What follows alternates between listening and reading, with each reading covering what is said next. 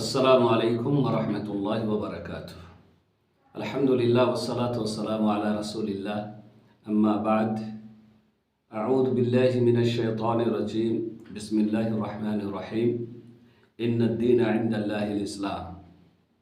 সুপ্রিয় দর্শক, আজকে আমাদের ষষ্ঠদশ পর্ব।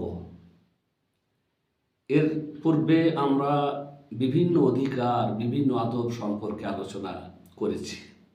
আল্লাহর প্রতি অধিকার, আল্লাহর প্রতি আদব, রাসূলের প্রতি আদব, পিতামাতার অধিকার, সন্তানদের অধিকার, বিভিন্ন পর্যায়ে মুসলিমদের পারস্পরিক অধিকার নিয়ে আমরা আলোচনা করেছি।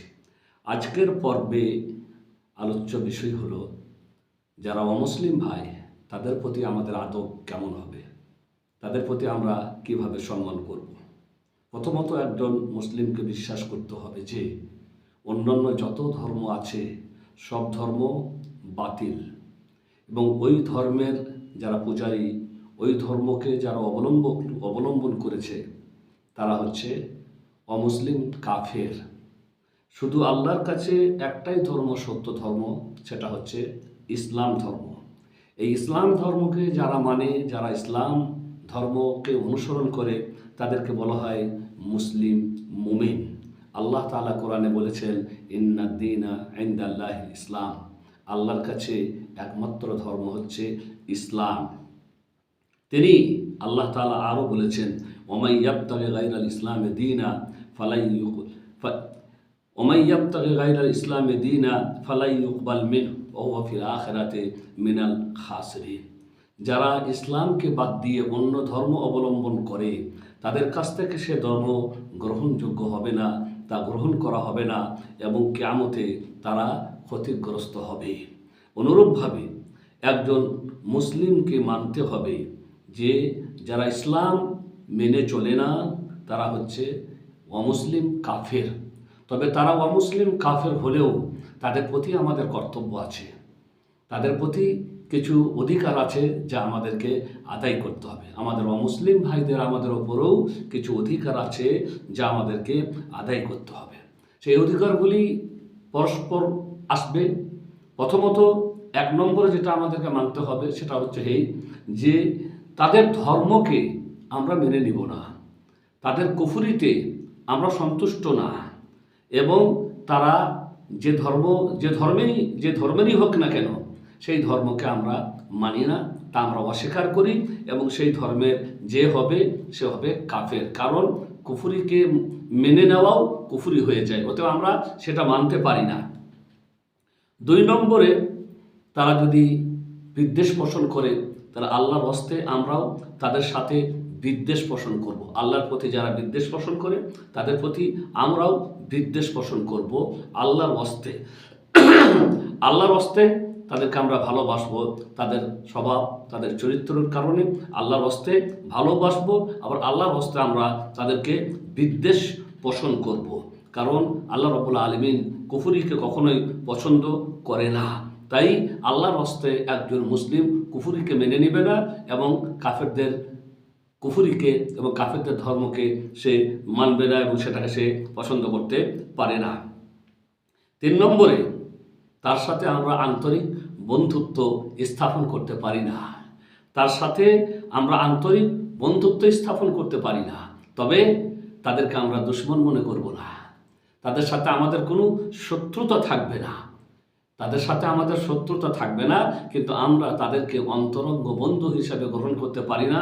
কারণ আল্লাহ রাব্বুল আলামিন কোরআনের মধ্যে বলেছেন, লা ইয়াত্তাখিযুল মুমিনুনাল কাফিরিনা আউলিয়া। যারা মুমিন তারা অমুসলিমদেরকে কখনোই বন্ধুরূপে গ্রহণ করতে পারে না। অনুরূপ আল্লাহ রাব্বুল আলামিন বলেছেন, লা তাজিদু কওমান ইউমিনুনা বিল্লাহি ওয়াল ইয়াউমিল আখির ইউআদ্দুনা মান হাদ্দাল্লাহ ওয়া রাসূলাহু ওয়ালাউ কানু আবাহুম আও আবনাহুম আও ইখওয়ানুহুম আও আশিরাতাহুম। কোন মুমিন, কোন জাতি যারা আল্লাহকে বিশ্বাস করে এবং শেষ দিবসকে বিশ্বাস করে, সেই জাতি এমন লোকদের সাথে, এমন সম্প্রদায়ের সাথে বন্ধুত্ব স্থাপন করতে পারে না যারা আল্লাহ এবং আল্লাহর রাসূলের বিরুদ্ধে চলে, যদিও তারা তাদের ভাই হয়, তাদের সন্তান হয়, তাদের বাবা মা কেউ হয় এবং তাদের বংশের কেউ হয়, যেই হোক না কেন। যারা আল্লাহ এবং আল্লাহর রাসূলের বিরুদ্ধে চলে, আল্লাহ এবং আল্লাহর রাসূলের অবাধ্যে চলে, তাদের সাথে মুমিন সম্প্রদায়রা কখনোই বন্ধুত্ব স্থাপন করতে পারে না। 4 নম্বরে, তাদের সাথে সুবিচার প্রতিষ্ঠা করতে হবে। তারা আমাদের সাথে একসাথে আমরা বাস করি, তাদের ধনমাল রক্ষা করতে হবে এবং তাদের সাথে আমাদেরকে সুবিচার প্রতিষ্ঠা করতে হবে। কোনো কারণে তাদের সাথে অবিচার করা যাবে না এবং সব সময় তাদেরকে ভালো কিছু দেওয়ার আমাদেরকে চেষ্টা করতে হবে, যদি সে বা তারা আমাদের সাথে যুদ্ধ ঘোষণা না করে। আল্লাহ রাব্বুল আলামিন বলেছেন, লা ইয়ানহাকুমুল্লাহু আনিল লাযিনা লাম ইউকাতিলুকুম ফিদ-দীন ওয়া লাম ইখরিজুকুম মিন দিয়ারিকুম আন তাবাররুহুম ওয়া তুকসিতু ইলাইহিম ইন্নাল্লাহা ইউহিব্বুল মুকসিতিন। আল্লাহ রাব্বুল আলামিন এমন লোকদের ব্যাপারে তোমাদেরকে নিষেধ করেন না যে তোমরা তাদের সাথে বন্ধুত্ব, এমন লোকদের ব্যাপারে আল্লাহ তাআলা তোমাদেরকে নিষেধ করেন না যারা তোমাদেরকে নিয়ে যুদ্ধে নামেনি, তোমাদের দ্বীনের সাথে লড়াই করছে না, তোমাদের সাথে যুদ্ধ করে না এবং তোমাদেরকে তোমাদের বাড়ি থেকে বহিষ্কার করে না। তাদের ব্যাপারে আল্লাহ এই নিষেধ করেননি যে তোমরা তাদের সাথে সুবিচার প্রতিষ্ঠা করবে, তাদের সাথে ন্যায় বিচার করবে, কারণ আল্লাহ রাব্বুল আলামিন যারা ন্যায় বিচার করে তাদেরকে আল্লাহ রাব্বুল আলামিন পছন্দ করেন। তাই যারা আমাদের সাথে যুদ্ধে নামেনি, তাদের সাথে আমাদের কোনো বিদ্রোহ নেই, তাদের সাথে আমাদের কোনো রকমের কোনো লড়াই ঝগড়া নেই, এরকম ক্ষেত্রে আমরা তাদের সাথে সুবিচার প্রতিষ্ঠা করব, তাদের সাথে কোনো অন্যায় আমরা করতে পারি না। অনুরূপভাবে সাধারণ 5 নম্বরে, সাধারণ দয়া দাক্ষিণ্য তাদের জন্য প্রদর্শন করব। সাধারণ দয়া দাক্ষিণ্য তাদের সাথে আমরা নিবেদন করব। যেমন ক্ষুধার্ত ব্যক্তিকে খাবার দেব, সে মুসলিম না অমুসলিম এখানে দেখার দরকার নাই, ক্ষুধার্ত মানুষকে আমরা খাবার দেব। পিপাসিত ব্যক্তিকে আমরা পান করাবো এবং অসুস্থ হলে তাকে আমরা দেখতে যাব এবং তাকে ধ্বংস থেকে আমরা বাঁচাবার চেষ্টা করব। কোনো রকমের কোনো কষ্ট যেন তার না হয় তা আমরা খেয়াল করব এবং তাকে কষ্ট থেকে আমরা রক্ষা করতে চেষ্টা করব। রাসূল করিম সাল্লাল্লাহু আলাইহি সাল্লাম বলেছেন, ইরহাম মান ফিল আরদ ইয়ারহামুকা মান ফিস সামা। যারা জমিনে আছে তাদের প্রতি রহম করো, তাহলে যিনি আসমানে আছেন তিনি তোমাদের প্রতি রহম করবেন। অতএব একজন মানুষ, সে মুসলিম হোক অমুসলিম হোক, তার প্রতি আমরা সাধারণ দয়া দেখাবো, সাধারণ দয়া দাক্ষিণ্য পেশ করব। ক্ষুধার্ত ব্যক্তিদের খাবার দেব, পিপাসিত মানুষকে আমরা পানি পান করাবো, অসুস্থ ব্যক্তিদের দেখতে যাব, তাতে তারা যেই হোক না কেন।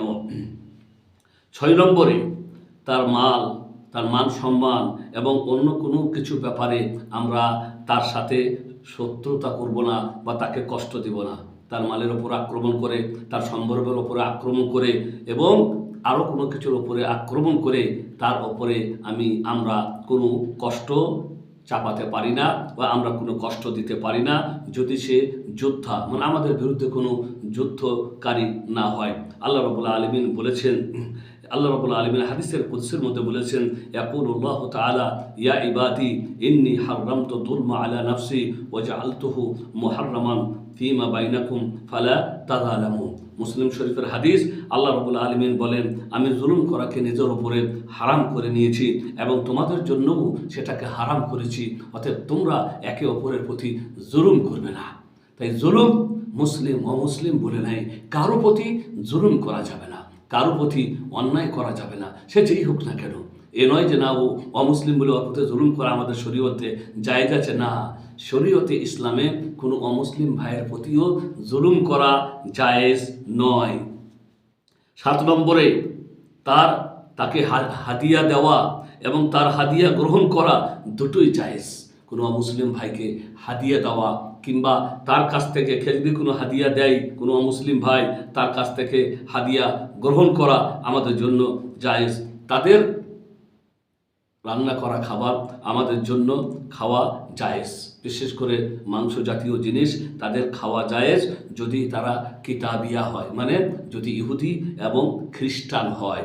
আল্লাহ রাব্বুল আলামিন বলেছেন ওয়া তা'আমুল্লাযীনা উতুল কিতাবা হাইল্লুল লাকুম, এবং যারা কিতাবধারী, যাদেরকে কিতাব দেওয়া হয়েছিল, কিতাব দেওয়া হয়েছে, তাদের খাবার তোমাদের জন্য জায়েজ, মানে তাদের জবাই করা মাংস তোমাদের জন্য খাওয়া জায়েজ। অনুরূপভাবে রাসূল করিম সাল্লাল্লাহু আলাইহি সাল্লামকে ইহুদিদের পক্ষ থেকে দাওয়াত করা হলে রাসূল করিম সাল্লাল্লাহু আলাইহি সাল্লাম তাদের দাওয়াত কবুল করতেন এবং তারা যা পেশ করত আল্লাহর নবীর জন্য তা তিনি আহার করতেন, তা তিনি খেতেন।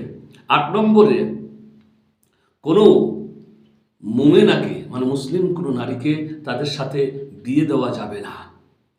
আমাদের মুসলিম কোনো নারীকে তাদের সাথে বিয়ে দেওয়া যাবে না, কিন্তু তাদের মহিলাদেরকে বিয়ে করা যাবে যদি তারা ইহুদি আর খ্রিস্টান হয়। আল্লাহ রাব্বুল আলামিন বলেছেন ওয়ালা তুনকিহুল মুশরিকিনা হাত্তা তুমিনু, তোমাদের মেয়েদেরকে মুশরিকদের সাথে বিয়ে দিবে না যতক্ষণ না সে ঈমান এনেছে।